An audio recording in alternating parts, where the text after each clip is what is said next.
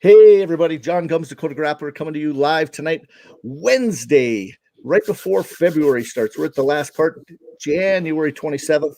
Got two Carrington guys. They already said in the background they're going to gang up on me a little bit. But we got Aaron Larson, Valley City head wrestling coach.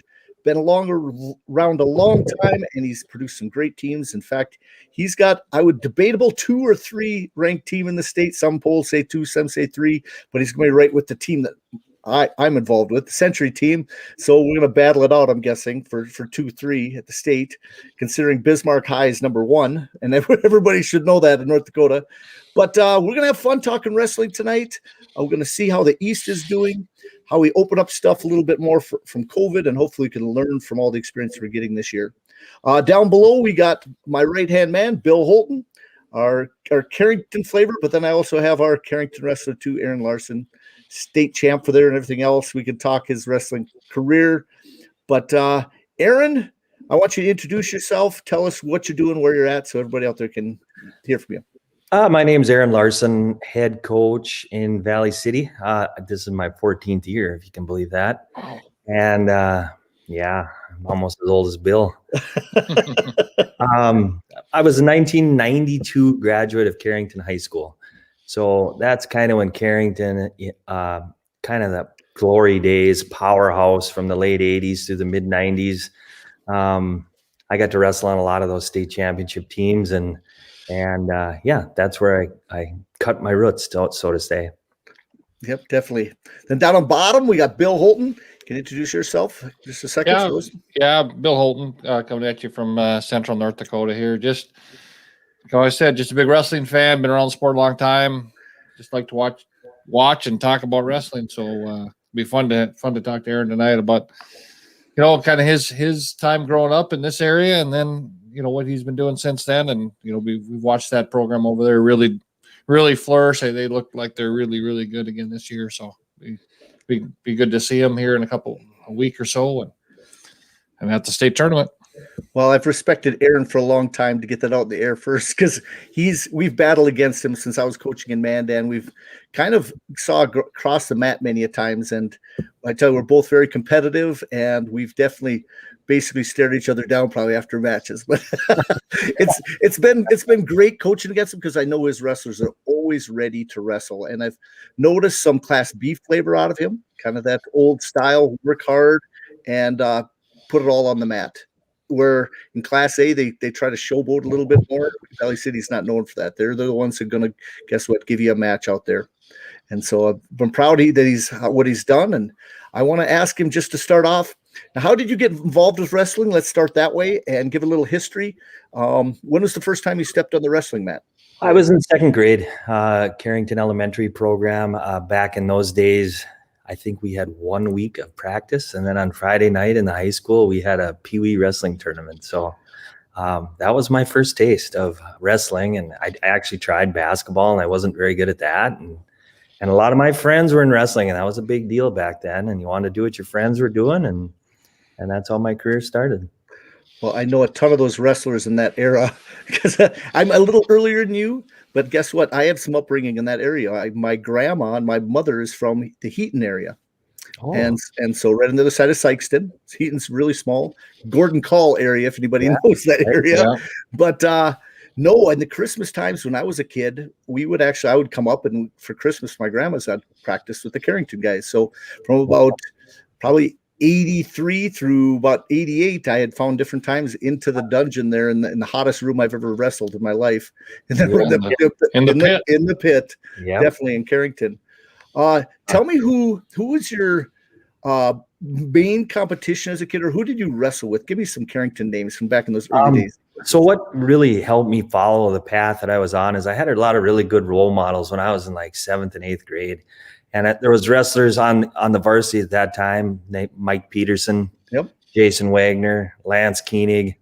Those were just guys that I wanted to be like. I remember going to the state Class A and B, or the state Class B tournament in Jamestown at that time, and watching those guys. There was a lot of 3-time state champs from Carrington in that day, and I wanted to do that. So, that's the guys I looked up to.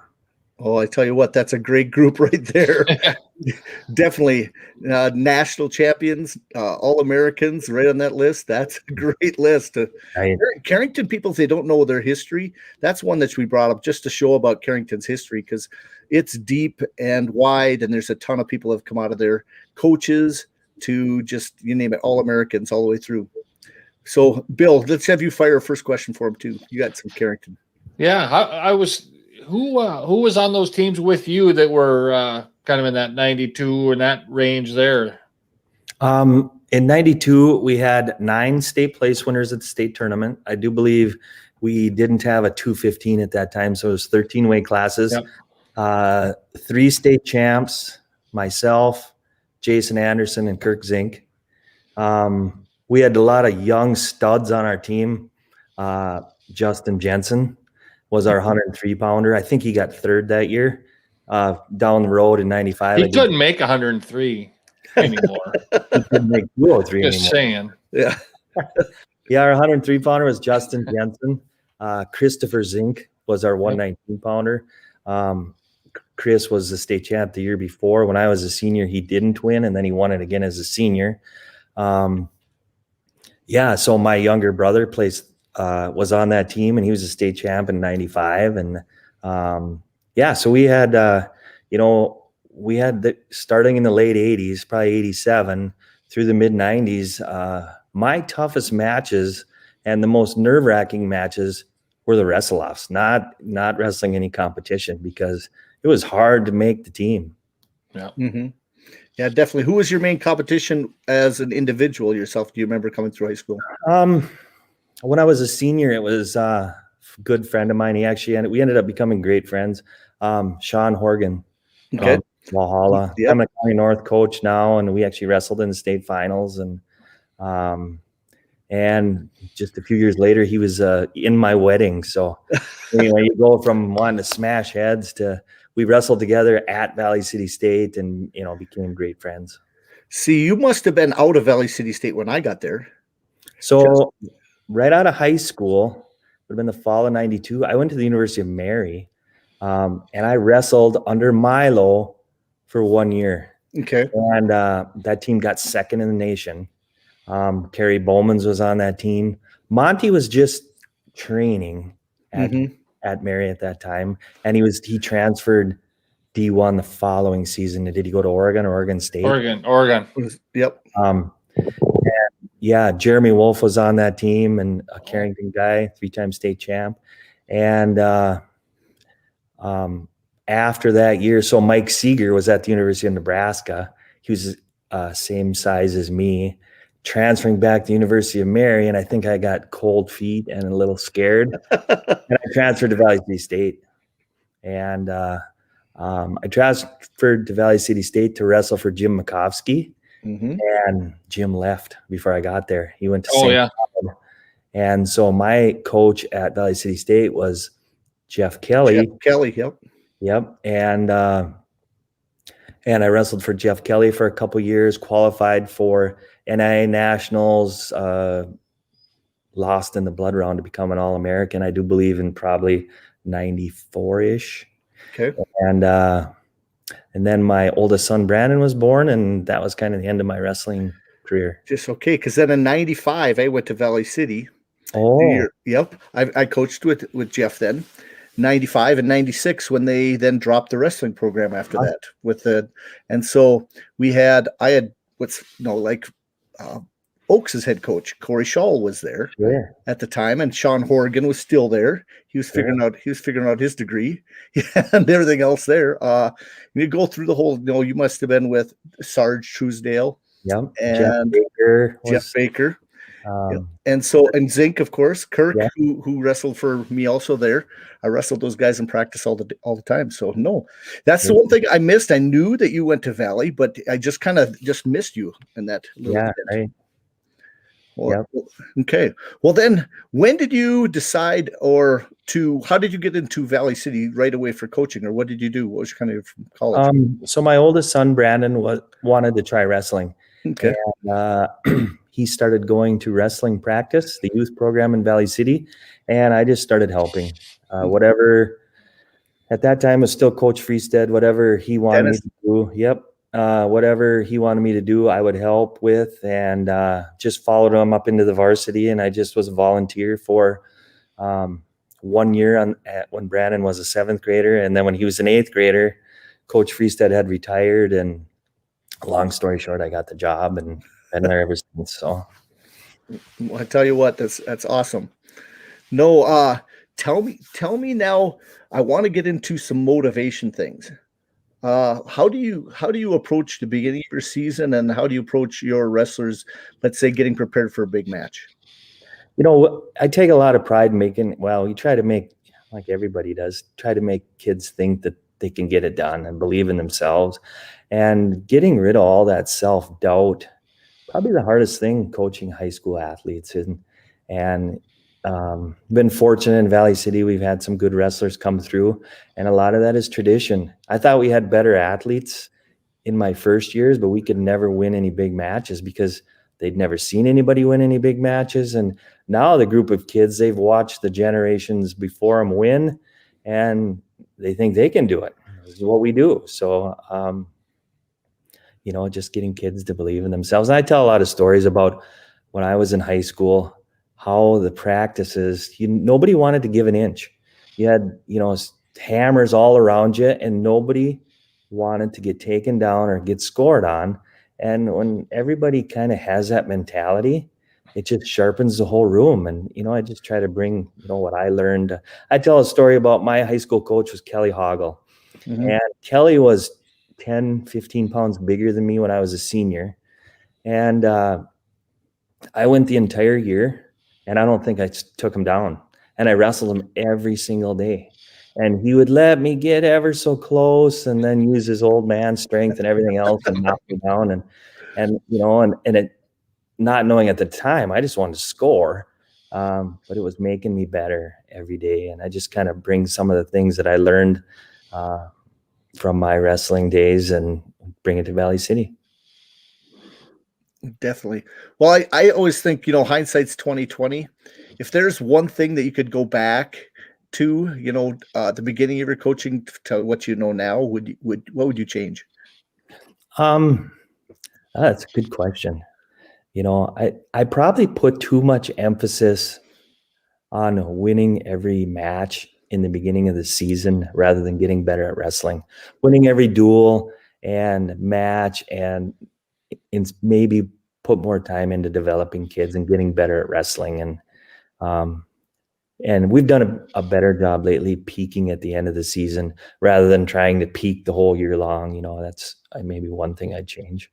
Well, I tell you what, that's a great answer. I think about it many, many times as I go through what I've done. And that is also probably in the area that I always think about, that winning seems so important early on.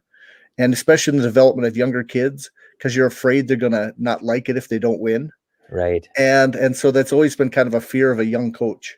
And I think that's one thing that if I could do again, and even talking to many of the guys we have on the show now, you start learning that. The wise old man learns that, guess what, you have to develop. Right. Yeah, that's one of those things that, even working with those little kids now, and there's no reason that it's any different when they're 7 years old or 17 years old. We do always seem to, and I know I surely was that way, and worrying way more about the outcome than the input, and I several years ago kind of realized that it was the process that was, not only was it the most important part, it was the most fun part. So and watching those kids get better. I know we had a first grader. I was, they went off to a tournament this weekend and I didn't go, but I was watching live on Facebook, and I see the kid, snap down and a go behind and a half Nelson. I'm like, man, see, he's got it. It's so exciting to see it. His parents come back, well, he lost 2 matches. I'm like, no, that doesn't matter. He did stuff he learned in practice, and not just flopping around up on top, so yeah, that process is so important. Sorry to interrupt, Bill, but I kind of had the tale of 2 kids. So my oldest son did not step on the wrestling mat till he was in 4th grade, and won less than half his matches as a 4th grader, but was still having fun. And every year he kind of would gain a little bit on his competition, learned how to lose right away. Parker, on the other hand, started wrestling when he was just out of diapers and won a lot as a youth wrestler, and had a really hard time when some of those kids in 4th and 5th grade started to catch him.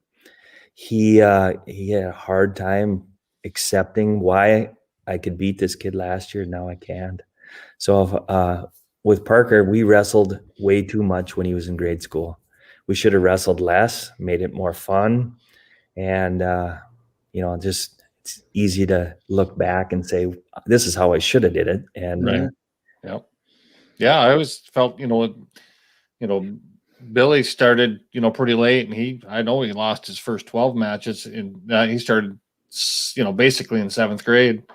And, he learned how to lose pretty early, so losing, didn't really bother him, and never did, and really never has. I've only seen him probably be upset about a loss after a match very few times, over all the years. So that made it just a little bit easier. Well, us three being coaches, just here's a deep question that I wouldn't mind answering it last on this, would be, coaching your own kid, and you kind of thought me think of this a little bit. My question is where's the boundary? When do you separate of letting somebody else coach your kid?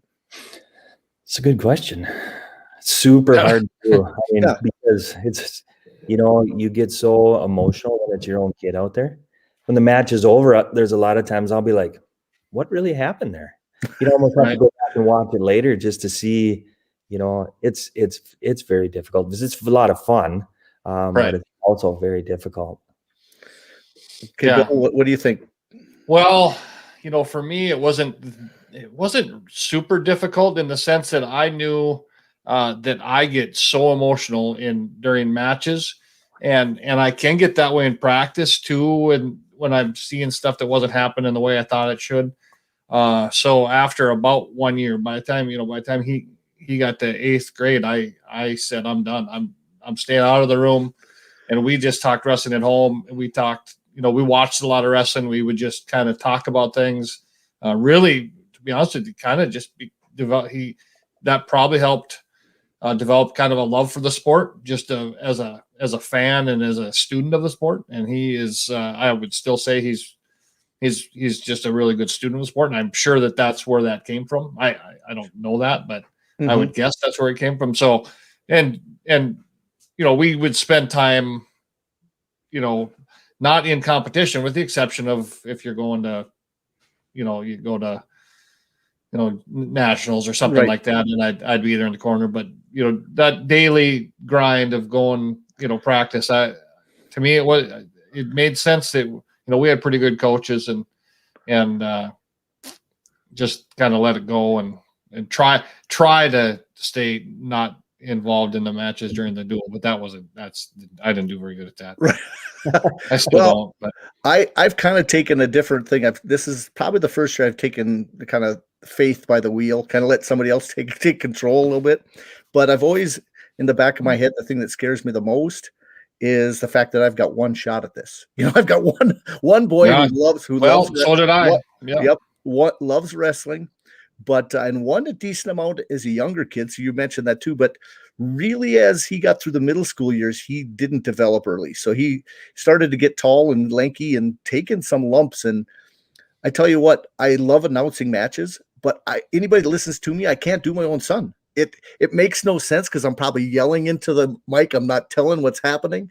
And so I'm still trying to figure out that separation part, because being a dad and being a coach is two different roles. And I think I've got the dad part figured out, but I definitely don't have the coaching side figured out yet. And so he's just a sophomore, but and talking about my own son, he doesn't watch these. That's probably the lucky part of this. But it's finding that balance of what I would love to see. And sometimes you don't, so you really got to just bite it and not say anything and just support what they're doing. And that's kind of where I'm at right now. Yeah, I would say it's a little bit easier as if you're not the guy. And Aaron's got had a little extra challenge there. But if you're not the guy in the room on a daily basis, it's a little easier to talk about and really emphasize the process and what they're putting into it.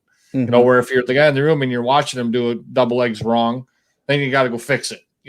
But if you're at home and they say, "What'd you do at practice today?" and at some point he just told me it got better. That's all he would tell me anymore. Right. That's all he tells me today. What'd you work on in practice today? Getting better. That's it. But you could talk about just little things and positions and stuff that you might see in a match, but you're not really out there, the one that's doing the actual day-to-day coaching like Aaron's been able to do, and obviously very successful with both kids. It's hard to coach your own kids. A lot of times I would go tell my assistant coach, "Hey, go tell Parker this," because if it's coming from dad and me, they take it as negative.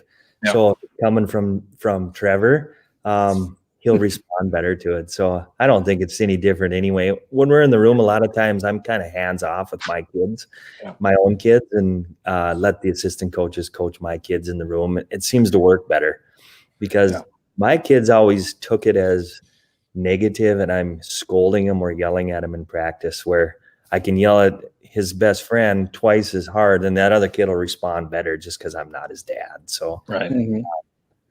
Yeah. So is it going to be bittersweet when he's finally done under you being coached? Finally graduate, you have none of your kids left wrestling? Well, Parker graduated already. So he graduated last year. Oh, that's correct. Yes. And so this is my first year with no kid in my own kids in the high school room. And I love it. It's still just as fun as it's always been, and helps. We got really good kids on our team. And so you bet. I don't know why I was still thinking that he was a senior this year. That's because we haven't seen the East. I've been so bad at paying close enough attention. It makes no sense to me.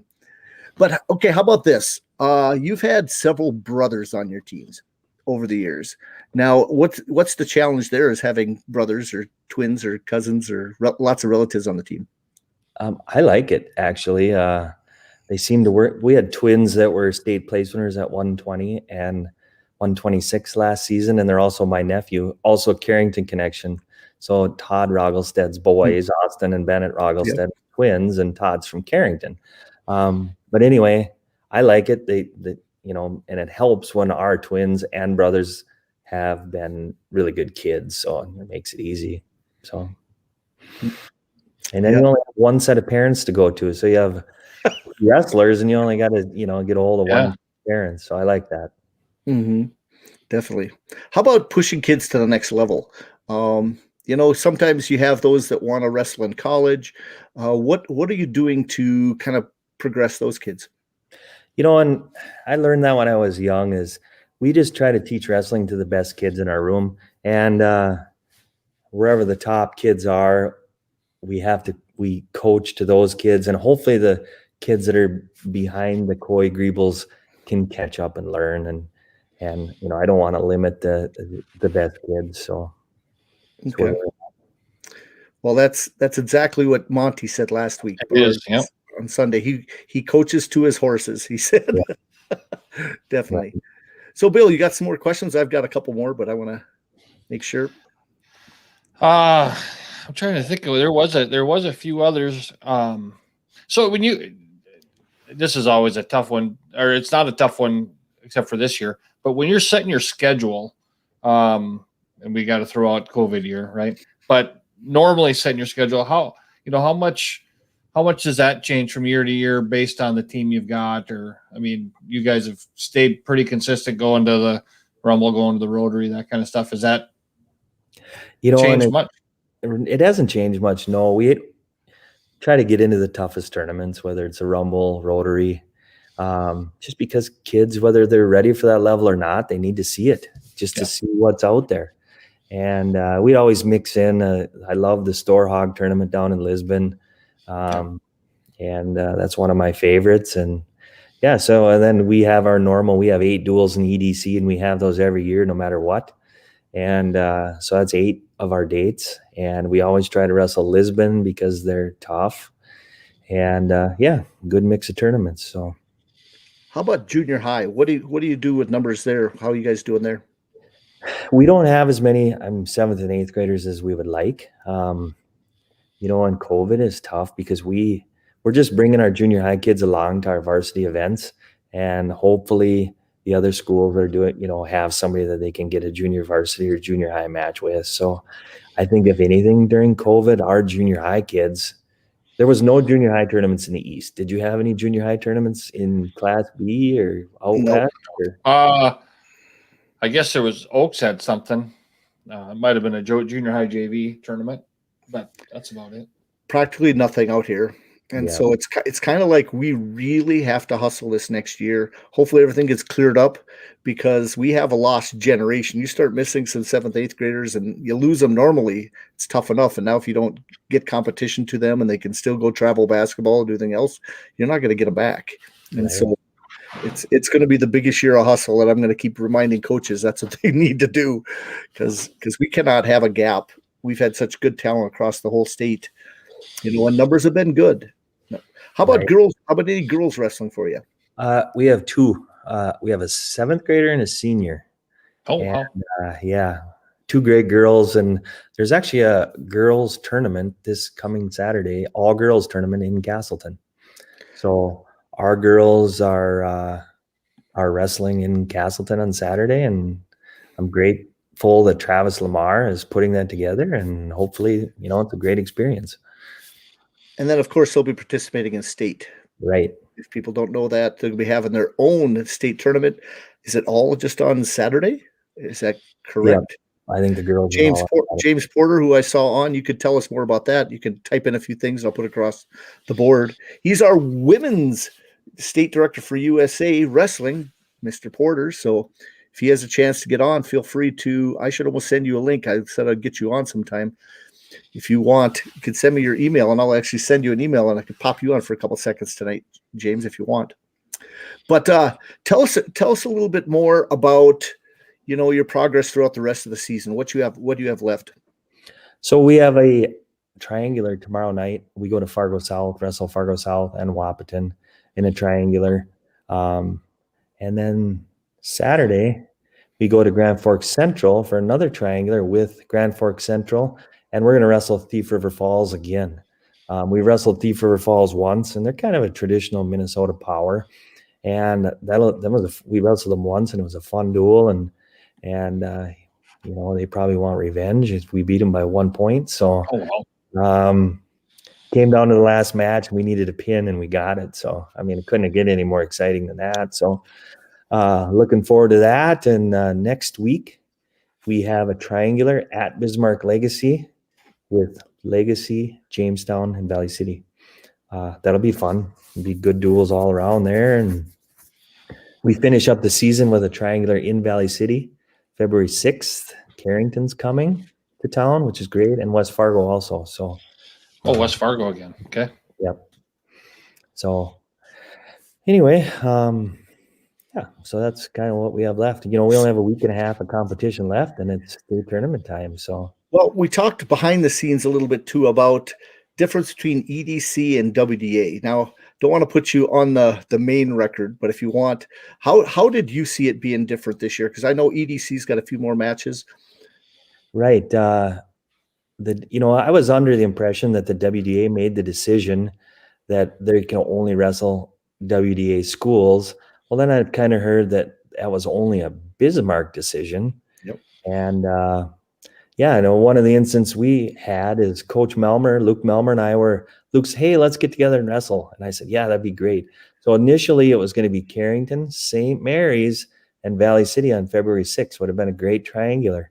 And Luke wanted it. We wanted it. Our administration was like, yeah, let's do it. And Luke finally got a hold of me and said, can't do it. Sorry. And I really feel it. Who is that hurting? It's hurting just the kids. That's all. What we said. That it's only hurting kids. COVID can't cross 281. I'm not sure. Yep. So true. So I'm hoping here. I did send the link to you out there, James. Hop on. Yep, there he is. So how does it work that you guys are going to wrestle Legacy? I'm not sure. Okay. So we in Valley City or the EDC, we don't have any restrictions on who we can wrestle. So we can wrestle anybody in the WEA. It's their administration won't let them wrestle us. And, and so that's, and it only hurts the kids, and I don't quite understand it. So I guess that's above my pay grade. Yeah. Well, my wife has been very upset because we have very few matches.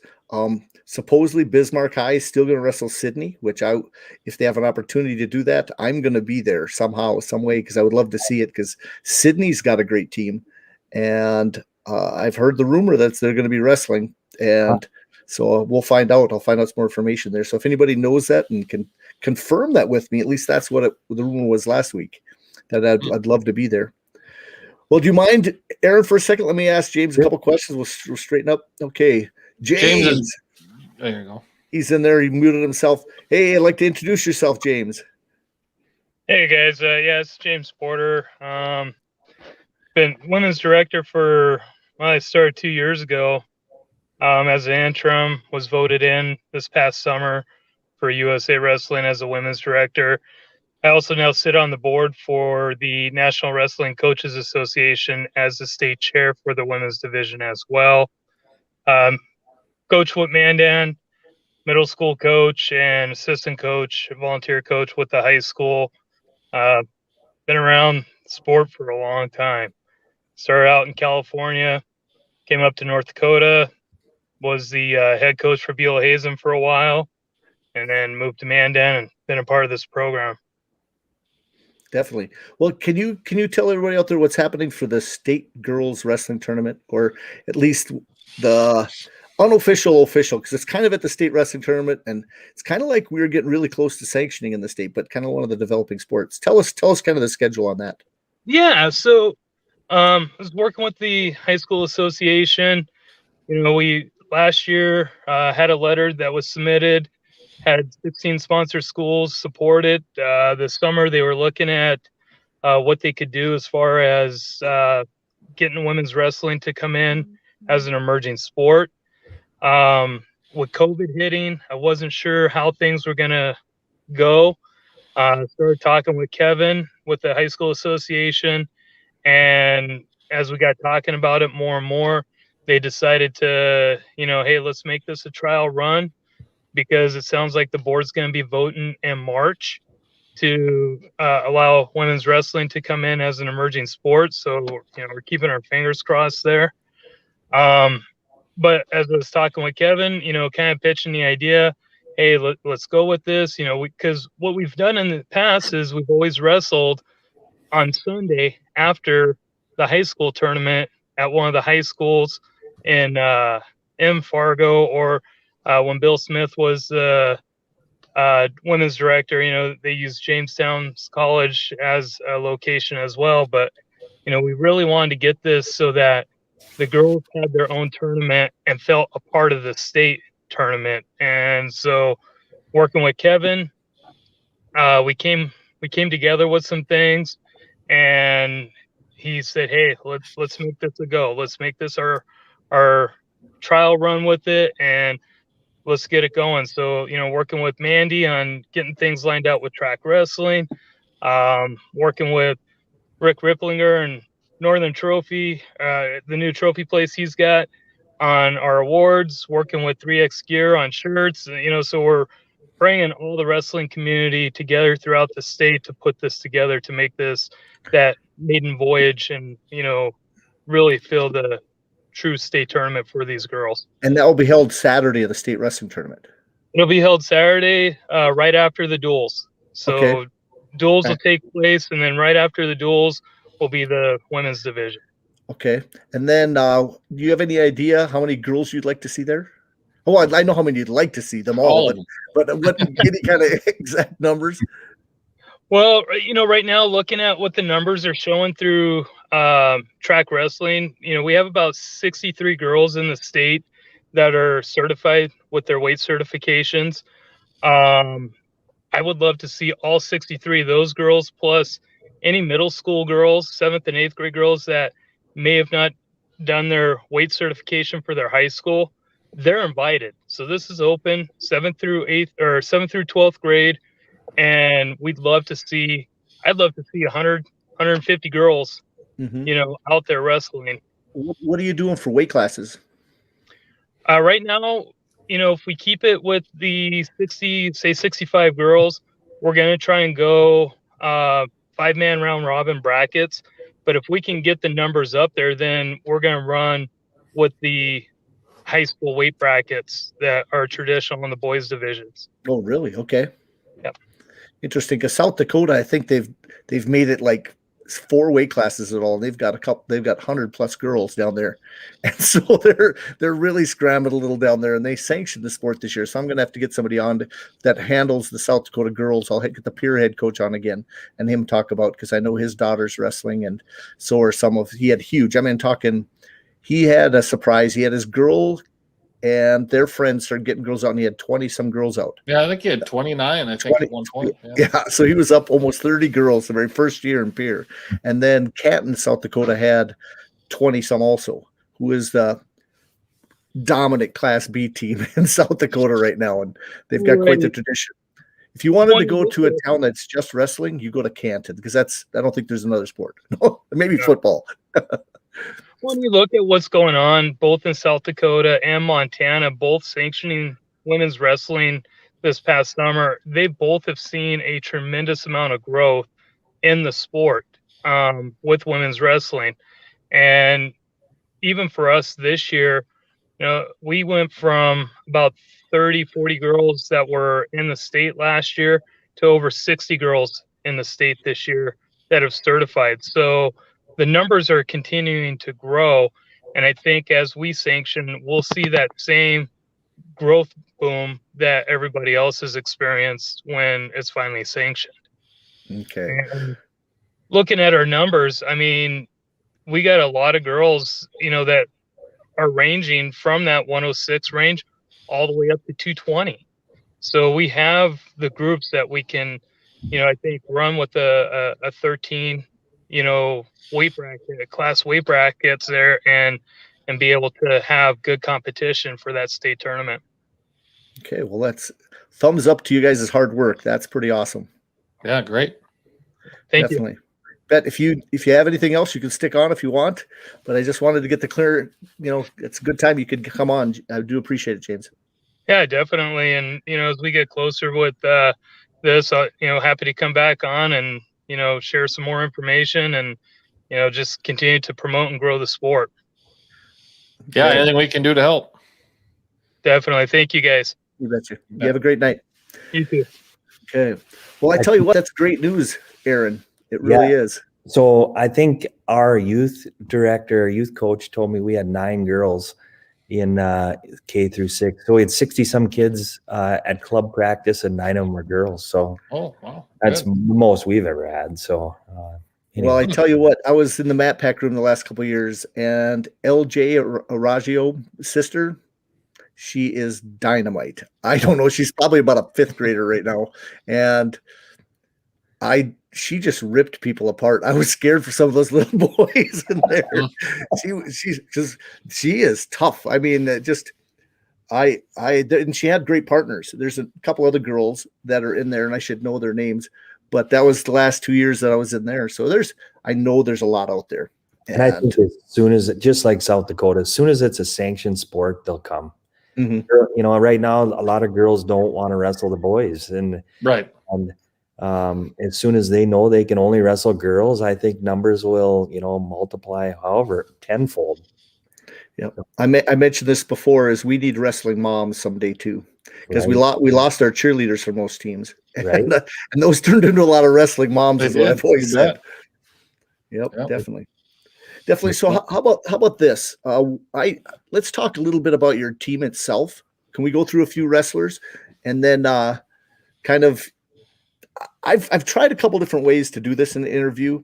I kind of want them to say something about each wrestler. If it, like say, tough, or say just a key word for some people. But most of the time it turns into, just explaining everything about the kid and telling stories. But I'm not sure, Bill. Do you have a good way to do it? It doesn't matter. However they want to talk about them. Yeah, give us a rundown on this squad.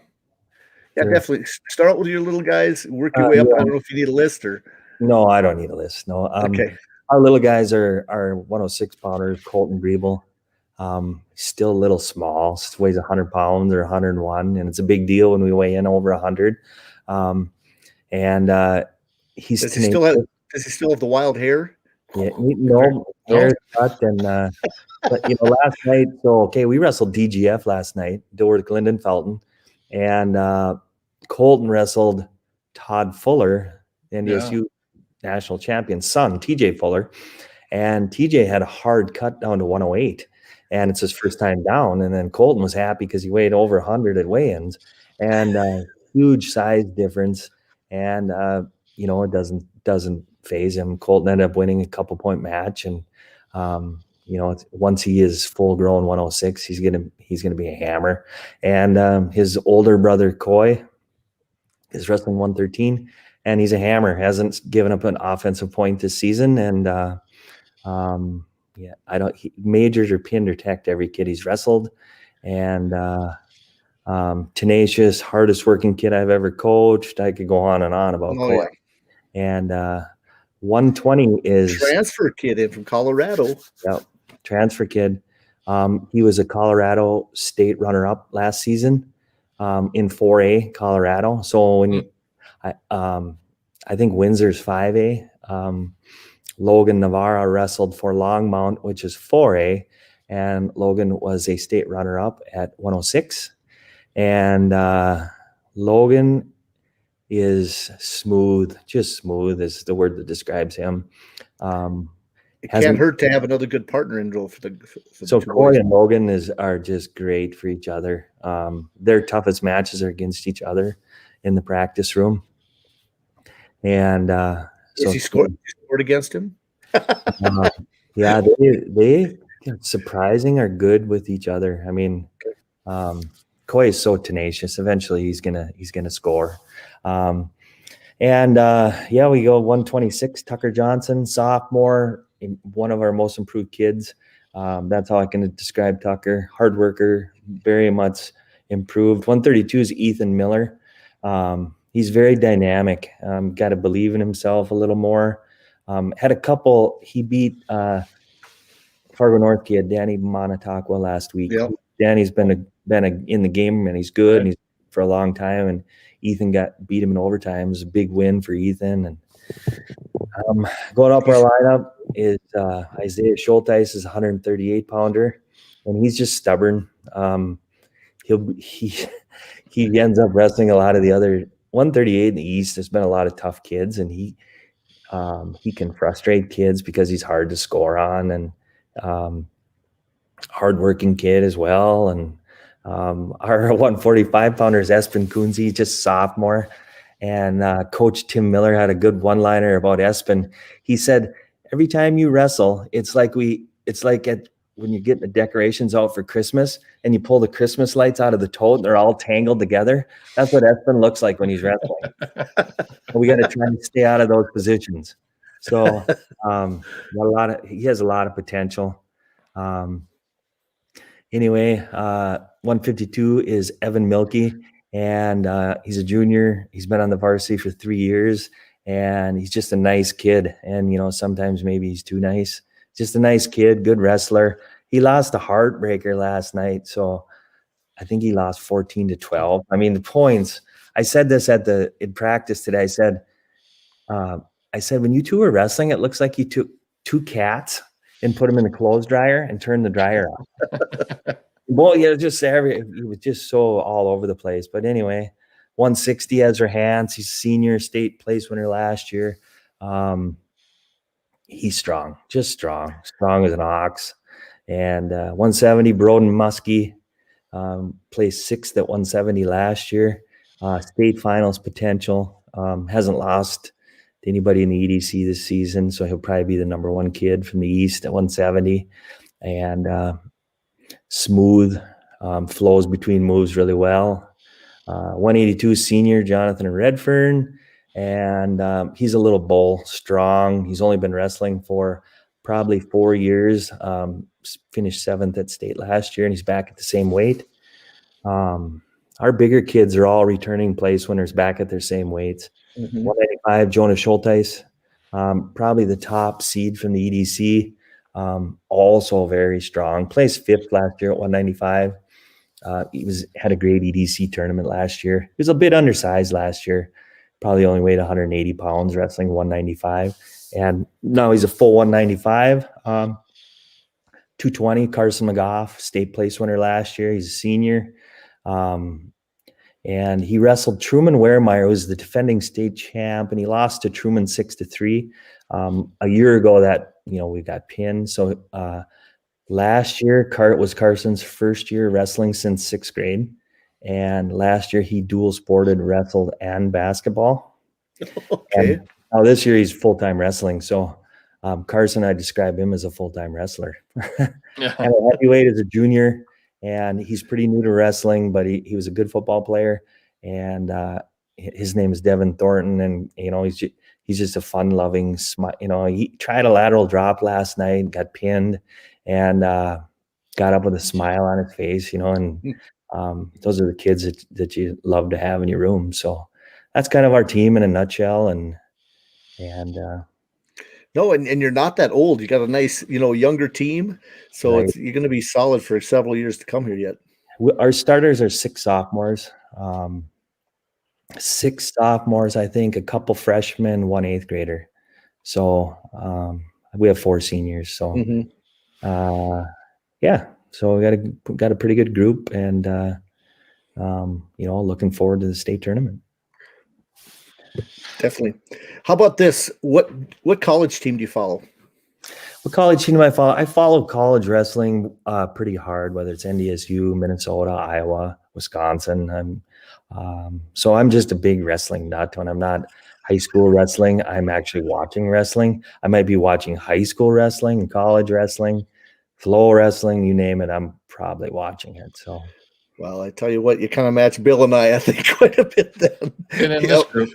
Yeah, Right. you fit right in here. I do see you watch the show every once in a while. You say some comments. I do appreciate that, because actually it brings a lot when there's people out there. So if people are watching, feel free to make some comments, at least appropriate comments, but ask questions, and we'll be free to answer anything we can if at all possible. Definitely. Well, Bill, you have any more for him? Because I want to get through my quick questions. I have one question, and Okay. and it's about your guys' training season, and how much time. Just because I'm going to tell everybody, if they didn't know, this is generally year in year out one of the strongest wrestling teams in the state. Do you guys do much weight training during the season as the season's going on? We do it in season. It's kind of for maintenance, but we have some kids that'll lift hard in the off season.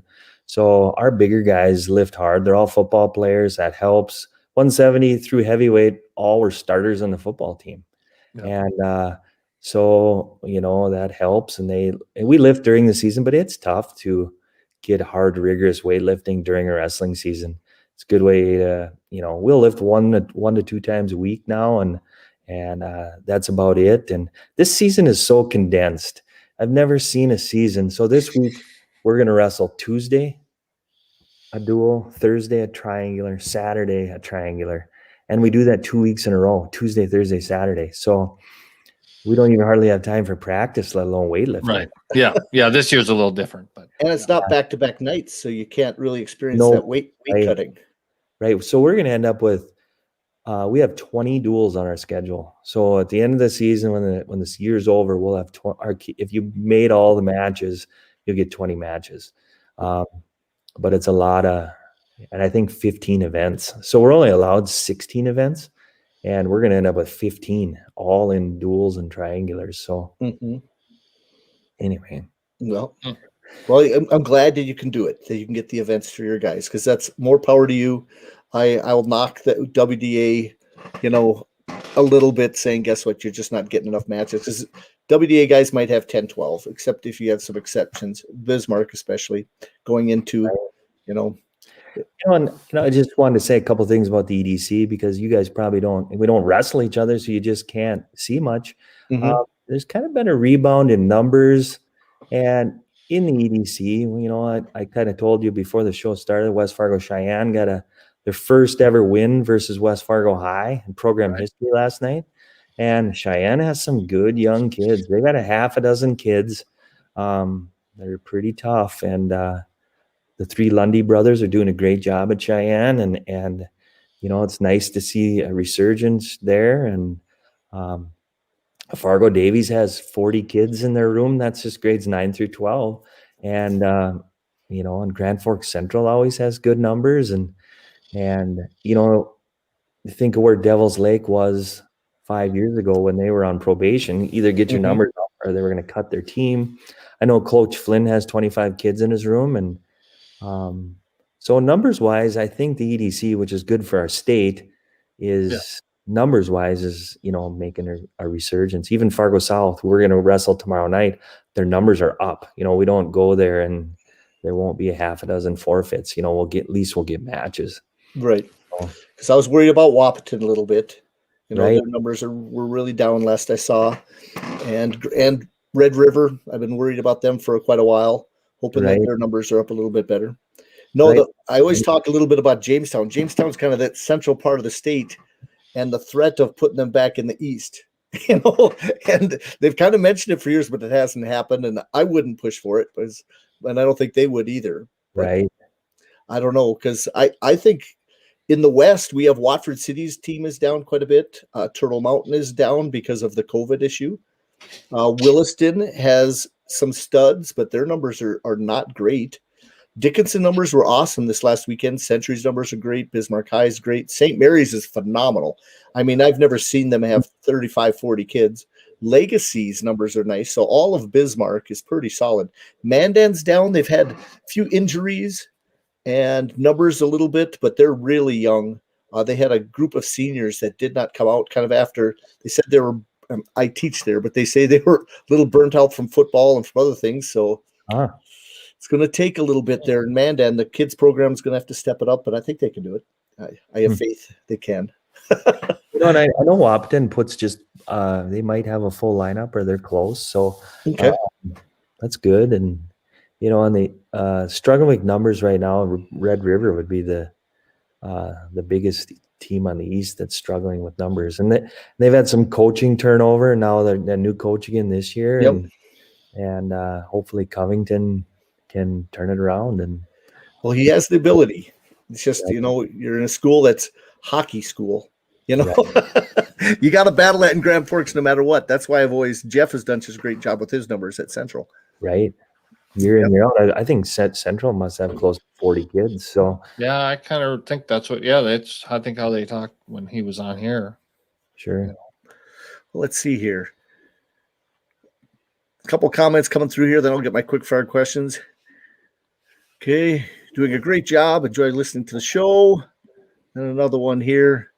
Will South meet? Will the South meet be streamed? It probably will be. Everything in the East has been this year, so that it's at Fargo South. So I'm not sure if they're NFHS or if they have their own YouTube channel. Yep, I'll have to look into that. And then he's complimenting you. You guys have done has made an old Highliner proud. You guys can read that from him. Yeah. Big wrestling family. He's actually our youth coach, so he's just a great guy, and he's brought our numbers back up in our youth program, and does a great job. Super motivated. And the longer I do this, when I was 32 and I started doing this, you try to do everything on your own, youth, off season, everything. And the longer I do it, the more rewarding it is when you have people you can do it with.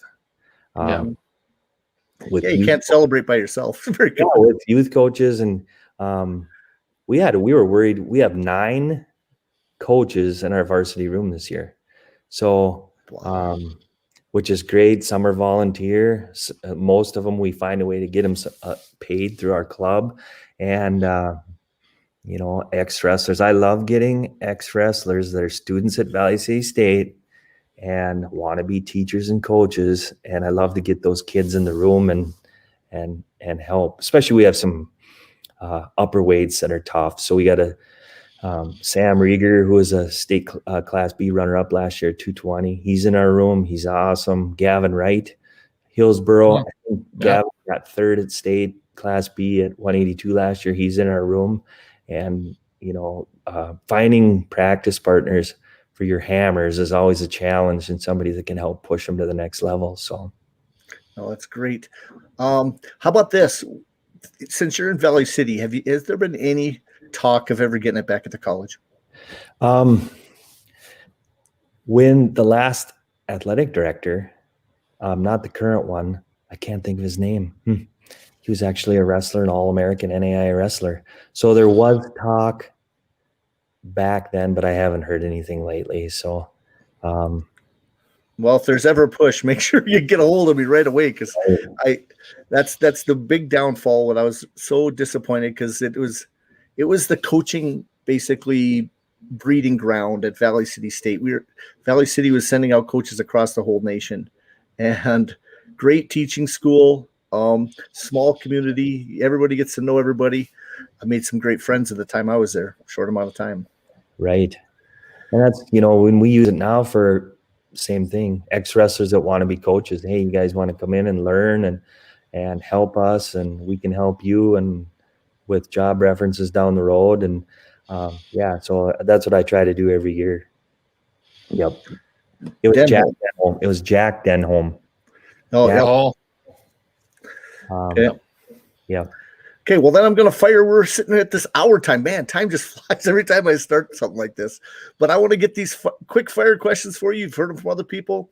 This is your personality time a little bit. So always the first question here is Gatorade or Powerade? Gatorade for me. What color?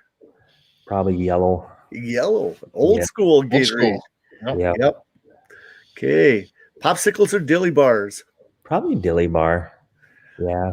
Okay. Not a big popsicle guy. Because was there officially a Dairy Queen at one time in Carrington? Yeah. Yeah. Because they've had. Nope. It's called the Tasty Freeze when I was a kid. Oh, it was the Tasty Freeze was there. Yeah. Oh. It's not there anymore. I mean, it's still there. It's just not the Tasty Freeze anymore. What is it? What is that? Oh gosh, what is it called now? It was the Dairy. Well, actually, it was the Dairy King when I first came to town. Oh. And that's Hertzfield, isn't it? It's got another. It does have another. Oh, what the heck is the name of it now? I don't remember. I don't think there's a sign on it, but but it's still there. You can get burgers, good burgers. Okay, there we go. Mama's boy or rebel? Depended on the day of the week. Sometimes if I needed my mom, I was a mama's boy. So, and sometimes I could be a rebel. So, and I think I was kind of in between. Okay. Fast paced or consistently slow? Also depends on the day of the week. A lot of times fast paced, but sometimes in the winter, according to my wife, I'm consistent. Okay. Now, for yourself and then your athletes, this next question. For yourself, were you a physical or mental athlete? I was pretty skinny in high school, so probably more mental. And athletes, boy, every kid is different, right? Mm-hmm. Some super physical kids on our team this season, and we have some super technical mental athletes. So you got to coach each kids to his potential and what he achieved. Okay. Favorite holiday? 4th of July.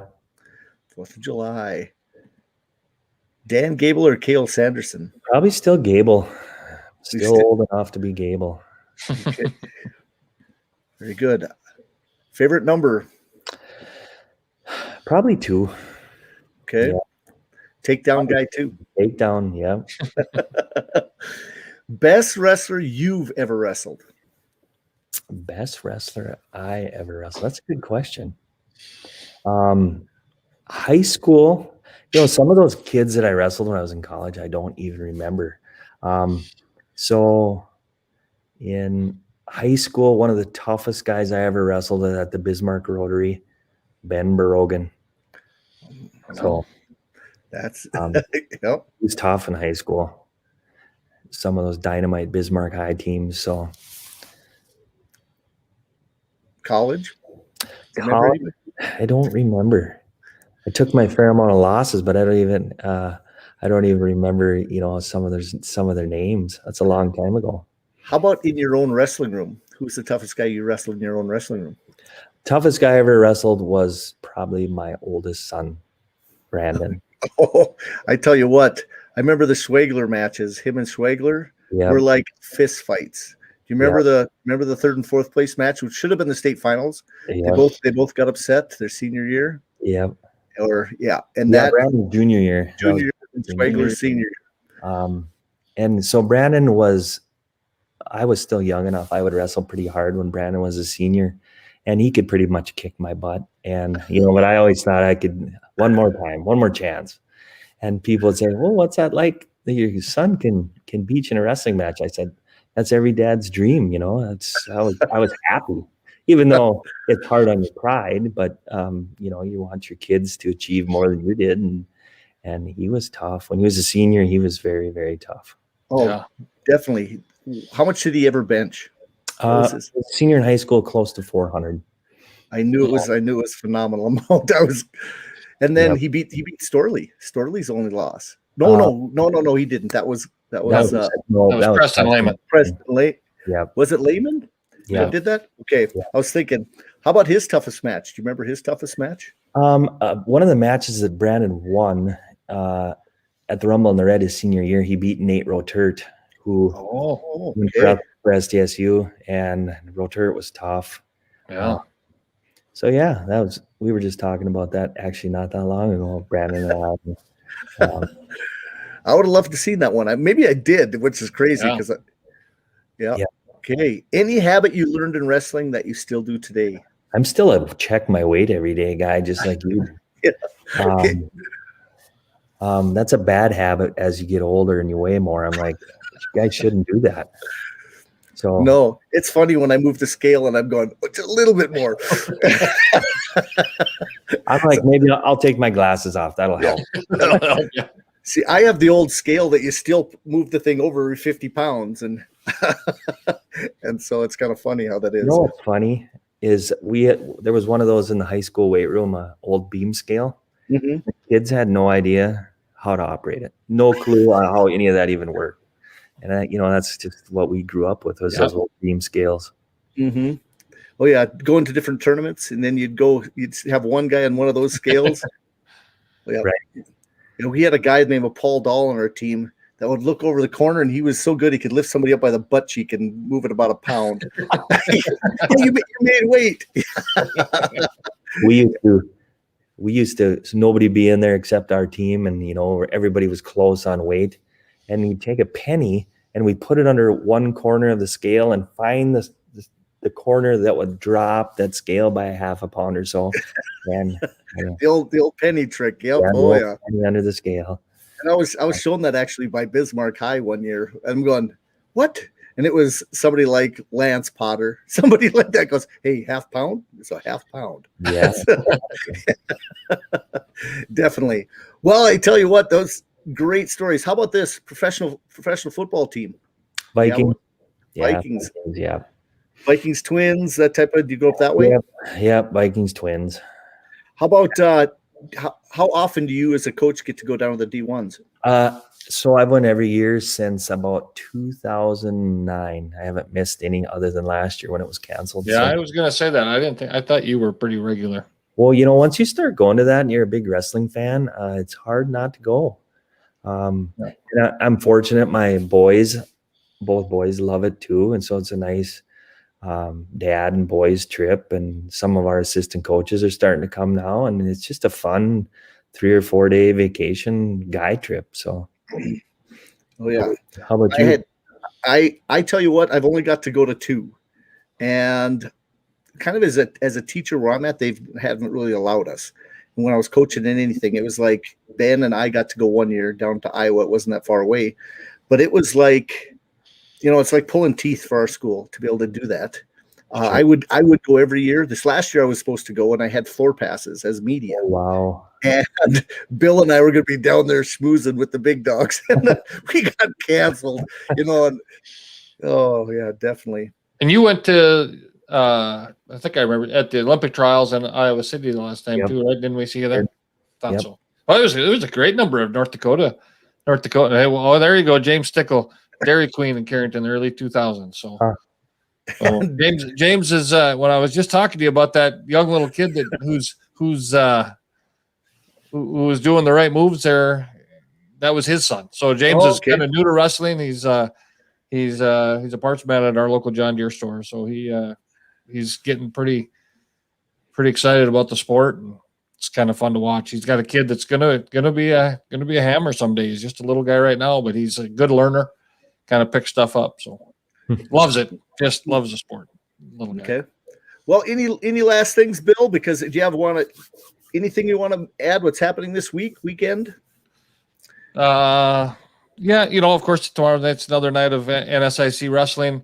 Mankato and St. Cloud will duel. That'll be probably the most exciting duel in all of Division II for the week. Northern Moorhead State duel got canceled due to COVID protocol. Minot Mary duel this week again. So that came right down to heavyweight match last time. It'll probably be very, very close again. So there's some exciting stuff. There were some of the better D1 matches I think kind of got put on hold this week with Michigan getting shut down. They were going to wrestle Iowa and Illinois this week. So I guess we just kind of see where that takes us. You mentioned Flow. Flow's got a new Flow film out. Got a exciting. I actually watched the first. It's got a number. I don't know how many episodes they'll have, but the first episode is out live. But it's on the greatest bracket ever at the NCAA tournament. 149 pounds to 2008. So what a group of hammers in that bracket. So that was kind of fun to watch, and kind of look forward to seeing the rest of those.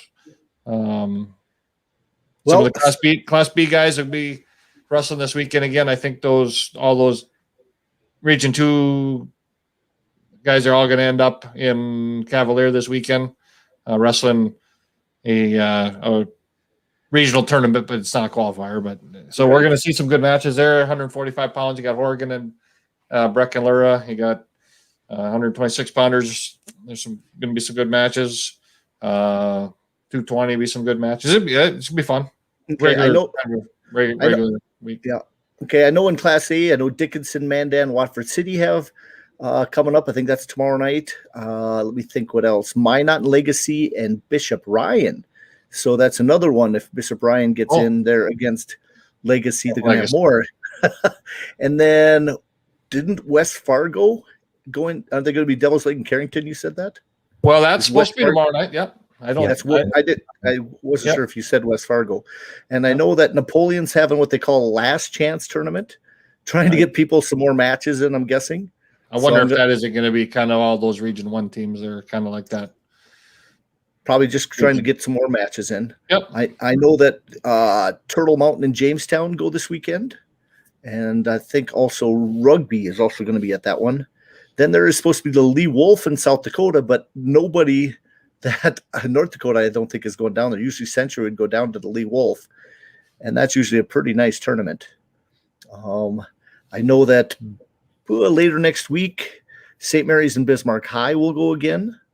And then also we're getting close to that Century, Williston, Watford City at the end of next week. And then the last week of the year, the last duel for Century is Bismarck High, and they're both undefeated in the West. So yeah, Class B, I guess the other regional duels.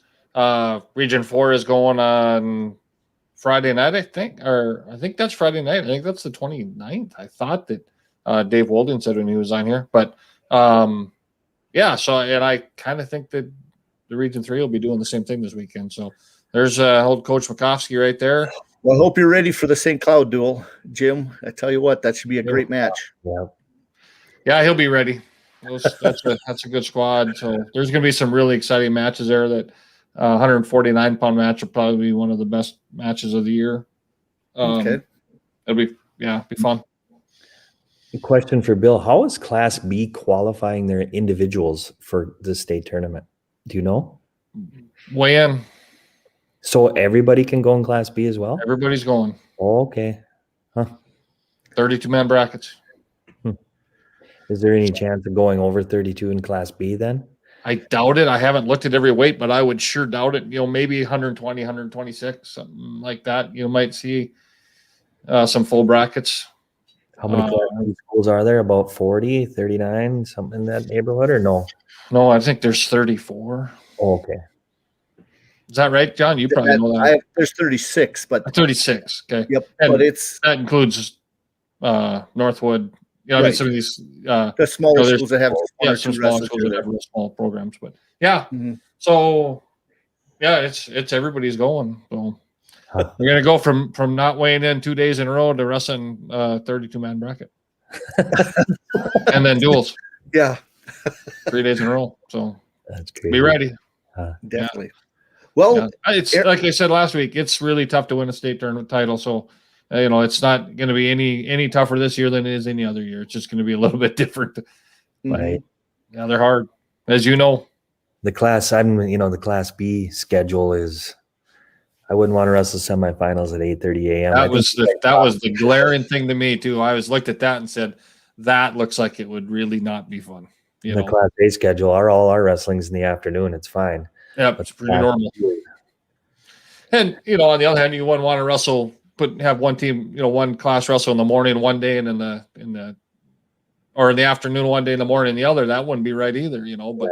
Exactly. But that 8:30 semifinal to me, I kind of stood right out. And I thought, oh man, 8:30 semifinal match on however many mats. I mean, when they're saying 12 mats, I thought they're crazy. I thought that's just going to go too fast. I don't know how some of these teams could have 4 or 5 guys out at once, especially when the key rounds. It's gonna take some interesting maneuvers to keep track of everybody. Right, definitely. Right. Well, any last words, Aaron? I tell you what, I do appreciate it. You're doing a great job. I enjoy watching your team. I'm a little scared a little bit. Century and them should face maybe could make the dual final. Wouldn't that be great to see Century and Valley City in the semis? So if we should meet in the semis, and we actually match up okay with Century. So we've kind of already looked at it, but we got to get by the first round first. So. And it's going to come down to extra points. I went through the duel myself, and I saw it as a 7-7 possibility there. Yeah. And so I'm going, okay, that's all extra points coming. Right. And we lost probably. Century is still up in the air if we're going to get 52 back, because his elbow. We're hoping, but they were wrestling off for it.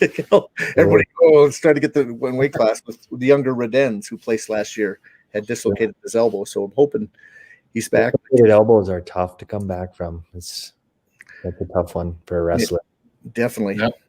And I know Minot lost a couple of wrestlers in the last week here. And right. I heard Mortensen, same thing. Mm-hmm. So anyway. Yep. So I tell you what, like I said, wish you the best of luck. Stay healthy. Sure. And do your best throughout the year, and we'll see you at state. And I enjoy you coming on. We'll have you on again. You bet. Thanks, guys. Have a good night. Yeah, you too. You bet. See you next week, maybe. You bet. Bye. And Bill, always good. I tell you what, I'm impressed because Valley City has done so many good things since he's been the head coach. I mean, that program has always had a few good wrestlers and good tradition, but he's built kind of a dynasty where in the East, he's been right with when West Fargo was dominant, they started to catch up to them. And now they're the team in the East to beat. Yeah, Aaron's done a good job there. That's a team that's pretty much always been on the schedule to duel with Carrington. So that's not a foe that we are unfamiliar with. Yep. Had a lot of good duels. We had some good. And I'm talking like. I guess I started probably be involved with the program, and maybe it was not either. It might have been 04, and either 04 or 05, and so that was always a duel every year on the schedule, so it's fun. Well, and I apologize to him for thinking his son was still wrestling this year. He's back in the background, So, but other than that, no, Bill. I tell you what, if you want to go on Sunday, we can, but you might as well mention who our special guest is next Wednesday. Yeah, next Wednesday, Ryan Warner. Ryan, he has a podcast called Wrestling Changed My Life. It's a great podcast. He's had a tremendous amount of super guests. He did a real great series on Gable. He's got another series coming out. It'll go live on February 1st on wherever you can get podcasts on the Smiths, on John Smith and kind of the whole family, but I'm sure it's going to be mostly on John. So that'll be a multiple part series. Ryan's a great podcaster. He really spends a lot of, it's not a full-time job for him. So he spends a lot of time, producing his podcast, spends a lot of time getting interviews. And he's had probably my favorite interview he ever had is with Troy Steiner. But I've listened to, I'm sure, every podcast that he's done. Well, you turned me on to him, and I got addicted. Like, I listened to the Troy Steiner one, and there's some not as good, but I tell you what, it was like, oh my, this is good. He doesn't do it live, but he cuts some parts sometimes, but other things. But he does a phenomenal job, and I'm really looking forward to next Wednesday. Yeah, he does a good job. So he's going to come on next Wednesday night. He's real excited. He's actually, he's pumped. He's real excited to come and talk wrestling, and for him, I'm sure it'll be nice to come and not be the guy that's running the show. Well, so I'm going to do the whole time trying to get pointers. Yeah. He actually does some work with Andy Rovat or the Spartan, the Spartan organization now with their podcasts and some videos, I think. So he, actually I got a little bit backed up in podcasts just because I just try to follow too many, but in not in the last week or so, I've listened to, he had a really good show with Jason Borelli, coach at Stanford. That's a program that's, kind of on the chopping block, and it was pretty interesting. And another one with Kyvan Gatson, another really good one. Who else? Yeah, just a lot of them. He's a kid that grew up in kind of on the Iowa-Illinois border, lives in Chicago now. Just a wrestling nut. Like he spends a lot of time with the sport, so it'll be fun. It'll be really exciting to talk to him and just kind of get his, maybe we'll find out how wrestling changed his life, right? It's surely touched all of us, and anybody that's sitting here watching this show, once or twice a week is going to fall right into that category too, I think. So true. Well, thanks again, guys, for watching tonight. We spent another hour 15. I wish I actually should do these without being live and then cut them into parts, because we could have like 4 or 5 shows every night on different things. But I do plan on coming out this weekend somewhere and watching some wrestling. I've got a mic and a camera. I'm going to actually try to interview some coaches. So if you see me pop in, so I haven't made a concrete schedule yet. I'm still trying to figure out where I want to go. And if it's snowing like it is, it'll probably be closer than not. But yeah, you're probably not going to Cavalier.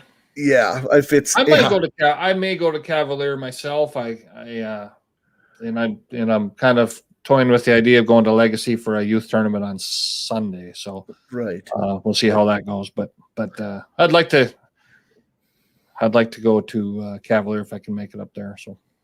Well, again, thank you, Blair, for coming on from Colorado. The trustees were on the other day. I do see that people from other places do watch, and we do get lots of people that I get responses back. So thanks again for coming and watching, and you guys have a great night. Dakota Grappler Live will be again on Wednesday for sure. If we have a surprise show, it might be on Sunday, but we'll see. We'll keep you informed. Always check out DakotaGrappler.com and also wrestling messageboard.com and check out all the stuff out there. Guys, have a great night.